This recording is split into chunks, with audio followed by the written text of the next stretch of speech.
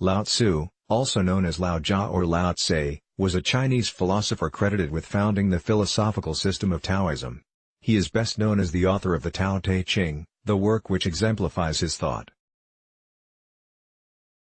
The name by which he is known is not a personal name but an honorific title meaning old man or old teacher, and there has been countless speculation as to whether an individual by that name ever existed or whether Lao Tzu is an amalgam of many different philosophers.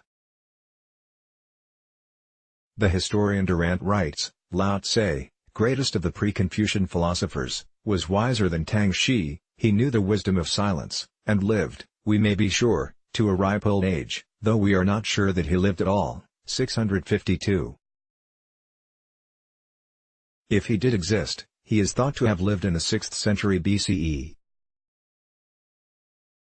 Lao-Tze and Confucius, a story told by the historian Sima Qian, also known as Sima Qian, 145-35–86 BCE, relates how a young Confucius went to visit Lao Tzu to ask him a question regarding history. Lao Tzu is said to have responded, "Those about whom you inquire have molded with their bones into dust. Nothing but their words remain. When the hour of the great man has struck he rises to leadership, but before his time has come he is hampered in all that he attempts. I have heard that the successful merchant conceals his wealth, and acts as though he had nothing, that the great man, though abounding in achievements, is simple in his manners and appearance. Get rid of your pride and your many ambitions, your affectation and your extravagant aims. Your character gains nothing for all these. This is my advice to you." According to Sima's narrative, Confucius was so impressed by the old master that he could only compare him to a great, mythical dragon and took his advice to heart, concentrating more on his inner wealth than outward displays of affluence and dedicating himself to philosophy. The story is considered fictional but exemplifies the high esteem with which Lao Tzu was accorded, whether an actual or fictional figure, in that he is shown to have influenced the greatest of the philosophers of China. According to Sima's narrative, Confucius was so impressed by the old master that he could only compare him to a great, mythical dragon. Sima Qian is the main source for our knowledge about Lao Tzu. According to his account, Lao Tzu was the curator of the Royal Library of Zhou and, disgusted by the ineptitude and cruelty of the politicians of the time, and the endless suffering of the people, resolved to leave China completely and find a place of peace and solitude. On his way through the western pass of the frontier, he encountered the gatekeeper, Yan Shi, who said to him, "So you are going into retirement?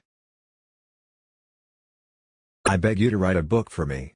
Lao Tzu promptly sat down, wrote the Tao Te Ching, handed it to Yan Shi, and walked on through the pass, disappearing into the mists. Although there are no accounts of his life after this event, it is claimed that he lived to the age of 87 and died PC.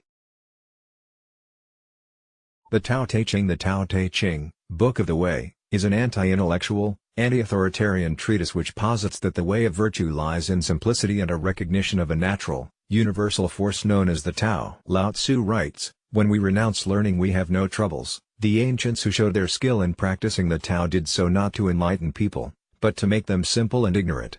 By ignorant, Lao Tzu did not mean uninformed but, rather, purposely focused on the present rather than accumulating knowledge which leads to idle speculation and complications in one's own life and in the larger community.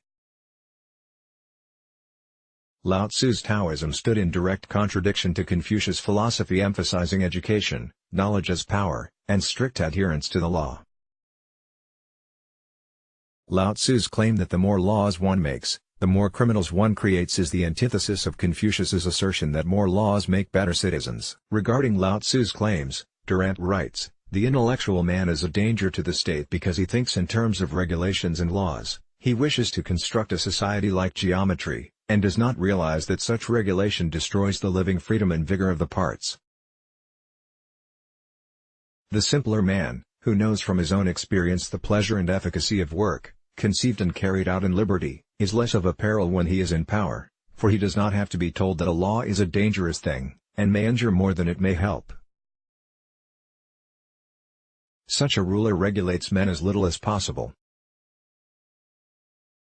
654. Taoism. These two opposing philosophies would inform all of Chinese society, with Confucianism becoming the official philosophy of the government and Taoism the most popular belief among the peasant classes. though, certainly, all classes observed important elements of both beliefs. The religion of Taoism, which advocated adherence to the universal Tao long before the Tao Te Ching, was practiced through ancestor worship and an acknowledgement of the natural law of the Tao in all things. Confucianism, which refused to speculate on universal unknowns, served as a practical guide to living well through emphasis on law and proper behavior.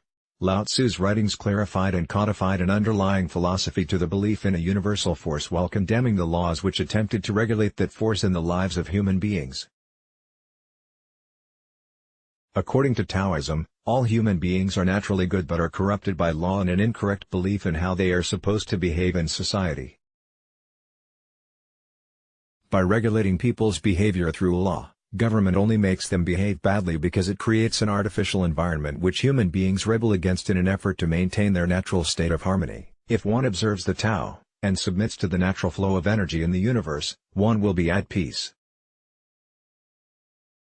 Resistance to the Tao is exemplified through the creation of laws which keep people from behaving in accordance with their natures which, if left unregulated and unrestricted, would tend toward goodness and peace. Lao Tzu maintained, as did Tang Shi, his contemporary or elder, that people behaved badly because they were forced to through poor government and unjust laws. Recognizing that human beings act out of self-interest, Lao Tzu still felt that, if left alone, they would harmonize whatever disputes arose through adherence to the natural rhythm of the universe. He wrote, "If you do not quarrel, no one on earth will be able to quarrel with you. Recompense injury with kindness. To those who are good I am good, and to those who are not good I am also good, thus all get to be good. To those who are sincere I am sincere, and to those who are not sincere I am also sincere, and thus all get to be sincere. The softest thing in the world dashes against and overcomes the hardest." There is nothing in the world softer or weaker than water, and yet for attacking things that are firm and strong there is nothing that can take precedence of it. This path of passive influence is most clearly articulated in one of the most famous passages of the Tao Te Ching, "Yield and overcome, empty and become, bend and become straight." These lines, and the philosophy they express, have been cited by many schools of anti-authoritarian thought, advocating peaceful resolution to conflict, for centuries. Quiescence, a kind of philosophical inaction, a refusal to interfere with the natural courses of things, is the mark of the wise man in every field. If the state is in disorder, Lao Tzu claims, the proper thing to do is not to reform it, but to make one's life an orderly performance of duty. Durand, 656. This performance of duty had chiefly to do with reflection and attention to the natural courses of life within, and outside of, oneself and, imitating the enlightened self-interest Lao Tzu recognized in nature, an awareness that the good of the individual leads to the good of the community and that the best society, then, operates on natural, not man-made, laws. Let's block ads. Why?